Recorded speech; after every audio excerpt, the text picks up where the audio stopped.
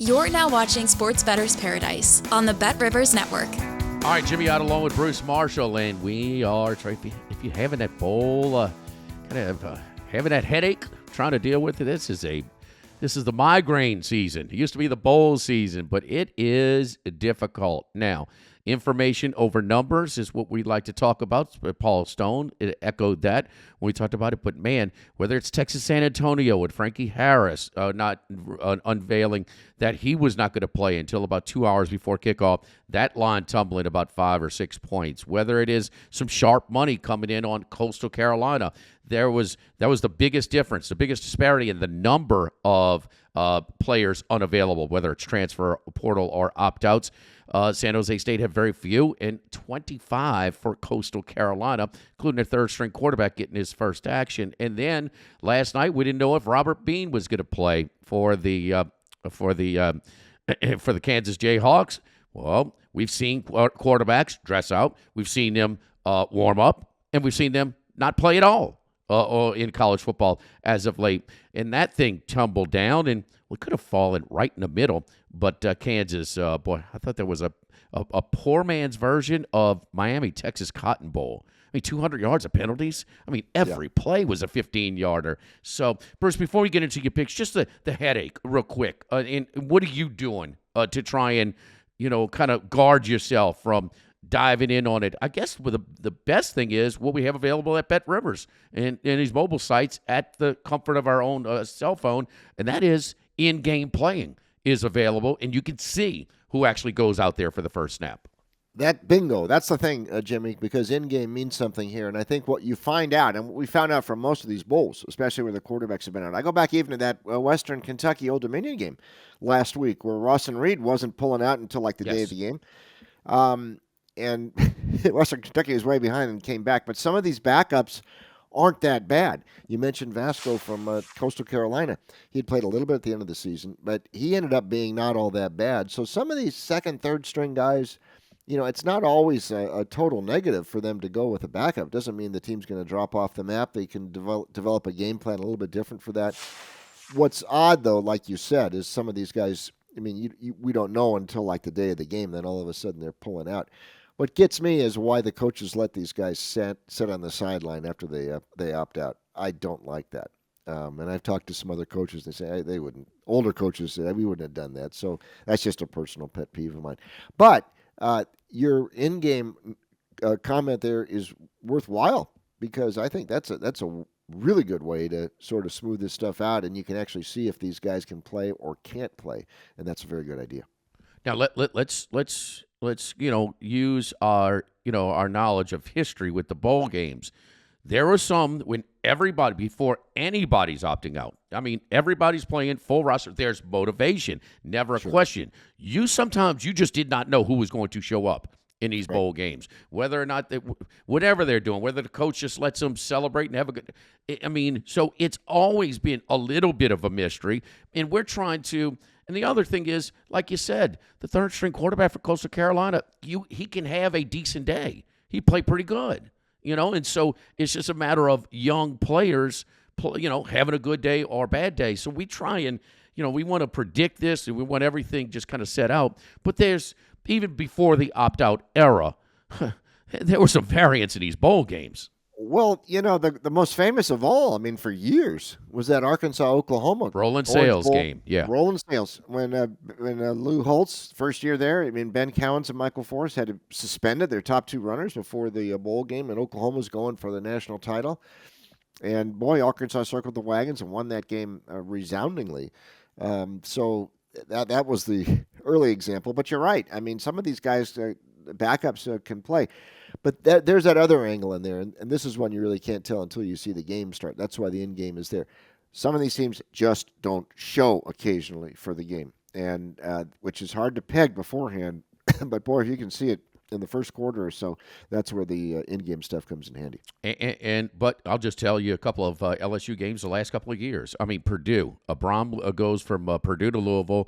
All kinds of players sit out. They have no chance against LSU. LSU won by 50. They could have won by 100, okay? Yeah. And then the year before, when they fire Orgeron and hire Kelly, Kelly's not in. So 39 scholarship players went to the Texas Bowl at Kansas State. Had no chance, with that type of roster. So, I mean, we could talk about Florida State. They played Georgia one year in the bowl game. Anquan Bolden is playing quarterback, so it was very little chance that they had. So I'm not trying. Still, there's a lot of things that you go. To me, it's been more of a personal headache handicapping and seeking information, but we at least have to try. Let's get to it, Brucey, and let's go to the Gator Bowl. Clemson and Kentucky. Speaking of Clemson playing it, this is a program that's obviously played for bigger stakes, and you wonder about their motivation. One thing about Dabo, though, now they got shredded by Tennessee last year, but some of these games, when their preseason goals are no longer within reach, he does a decent job of getting them motivated.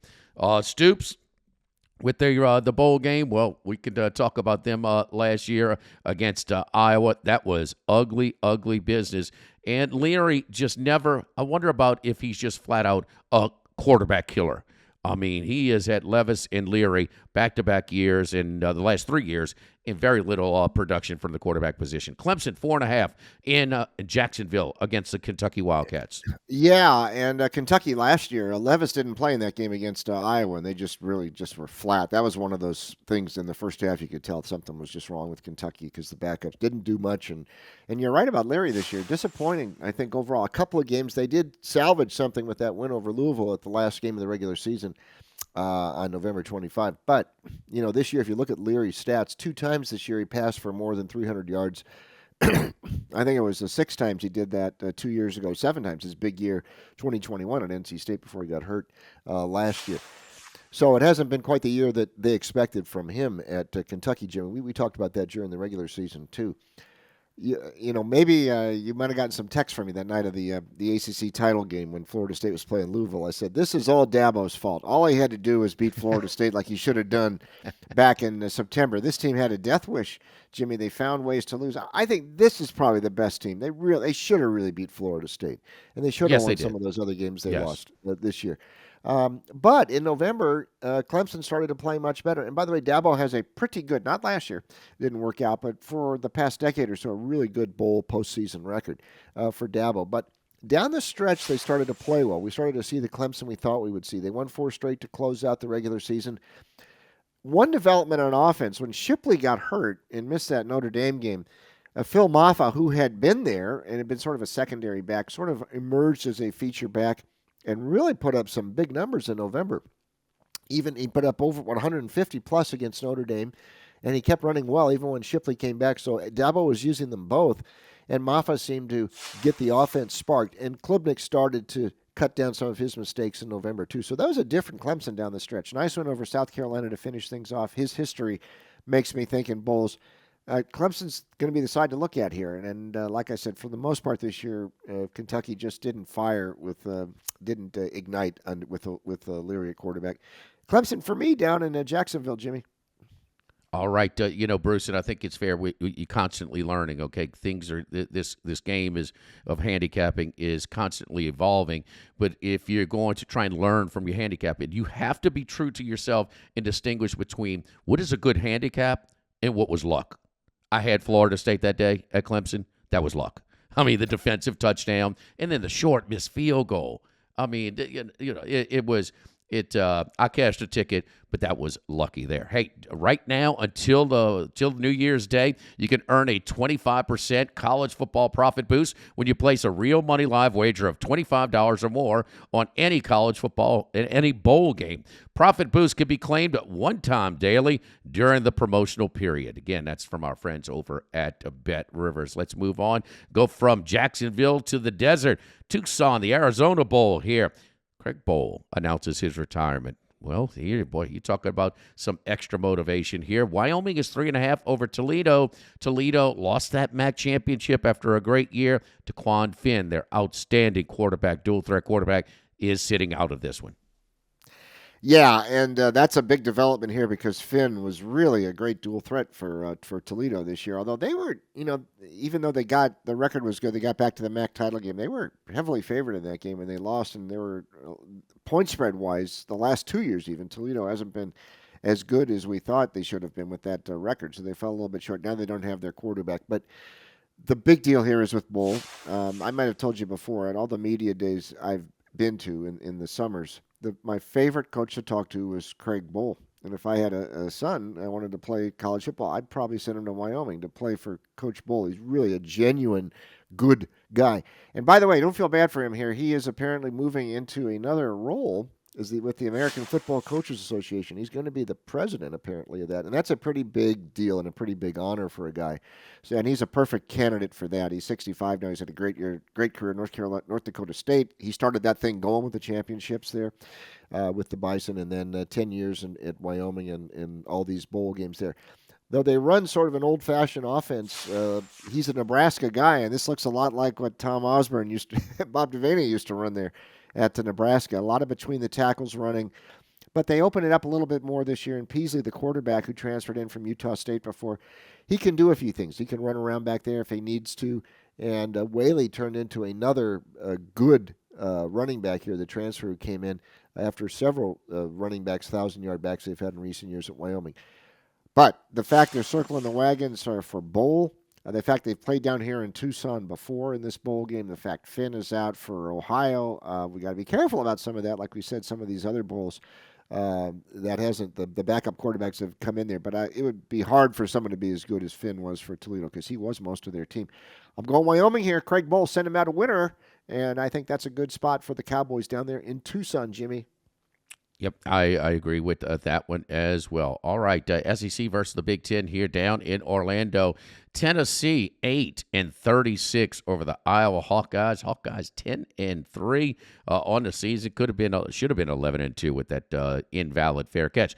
But the Volunteers here 8-36 over the Hawkeyes. Yeah, I want to be a little careful about the Big Ten because to this point, early on, we saw a couple of Big Ten teams actually do okay. I mean, Minnesota, although it was only Bowling Green, with the backup quarterback who had hardly ever played, they ran the ball most of the game, but they won. Northwestern kept it going last weekend against Utah in Las Vegas. So they haven't fared so badly in the early action. But now the competition is stepping up a little bit here. Tennessee, although I did have a little nightmare the other night that this game might be 3-0 Iowa at halftime and Tennessee just can't get going. But all Tennessee has to do, Jimmy, I think, is score first. Make Iowa play from behind here. I mean, we saw, and you talked about this during the regular season, the Penn State and Michigan games, and the Michigan game and the Big Ten title game at the end. Combined score of those two games, Jimmy, 57-0. And the nothing was on the Iowa side. The Penn State game, only 4 first downs. And that was back, when McNamara was at quarterback with Deacon Hill in there at quarterback. I mean, he is really, he makes Zach Wilson look like a good backup. I mean, he does not do too much, but that's sort of by design there in this Brian Ferentz offense. By the way, the last Brian Ferentz game where he's going to be the coordinator. But they're just so stodgy there. And that style worked in the Big Ten West this year. We saw all of those teams, whether it be Illinois and Wisconsin and Minnesota and Purdue and Nebraska, they all sort of look the same. And Iowa just did it a little bit better than those other teams. That ain't going to work, I think, against a real SEC offense. And let's see, Tennessee, Joe Milton played very well in the bowl game last year against Clemson. Like I said, all I think Tennessee has to do is get out ahead in this game, make Iowa play from behind. Milton is the best threat on this field. I think Tennessee wins this thing. This is also sort of an anti-Iowa vote. I just am not convinced they're going to be able to beat a decent team with a real offense, and Tennessee at least has that. Tennessee for this one in Orlando for me. All right, the Vols minus the 8 there. Hey, don't forget football season winding down. Get extra get extra value the rest of this football season with the BetRivers Squares. You can win up to $10,000 in bonus money. Bet $10 in same-game parlays on any game with the Squares icon to earn a square. That's brought to you by our friends at BetRivers. All right, the appetizers are out the way. Let's get to the entree. First of all, in Pasadena, the Rose Bowl. This line has ticked up a little bit since we did this with Paul Stone yesterday. Alabama now +2, minus a little juice, minus 13 at BetRivers right now against against Michigan here. Yeah, and little bowl reflection here because a lot of the same stuff I'm hearing from Michigan about the great defense and the great numbers that they have defensively It reminds me about what I was hearing about James Madison before the Air Force game and that great rush defense for James Madison, only 62 yards per game, and how's the Air Force going to do it? No, irrelevant because there weren't that many teams that ran the ball well in the Sun Belt, and they were all playing from behind against James Madison anyway. They hadn't seen anything like Air Force, and Air Force ran the ball down their throat for 351 yards. A lot of what Michigan did this season was the same thing as a year ago. A game against these Big Ten offenses and a softer non-conference schedule. I never saw a schedule roll out on a red carpet like that, like it did for Michigan this year. None of that stuff, none of those teams look anything like Alabama. And oh, by the way, last year TCU broke big play after big play after big play in that game down in Arlington against Michigan. And Georgia moved very freely 2 years ago as well. Alabama's going to move the ball against this Michigan defense. It's going to be up to McCarthy and them to try to keep pace. I don't think Michigan can. There's a lot of the distractions have seemed to have strengthened Michigan here. Talk about circling the wagons this year, all the Harbaugh stuff and other things like that. But at some point, that stuff might start to catch up with you. And there's a lot of other things. Now you got possible NC2A penalties coming down, Harbaugh to the NFL. That stuff is coming up again too. At some point, it might catch up to them. Nick Saban has won a lot of these games. This is a different team down the stretch, or actually since the South Florida game. After that, and Milrose started to improve at quarterback. I mean, he could win the Heisman next year. That's how much improvement he's shown this year. I think Bama gets him here. And this is a strong vote for me for Alabama. I wouldn't be surprised, Jimmy, like you, if this number started moving back towards Bama before kickoff, though we're getting kind of late here now. And we haven't seen it yet.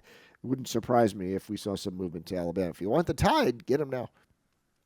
Yes, it is surprising me, but I do think this is a high point for Alabama at +2.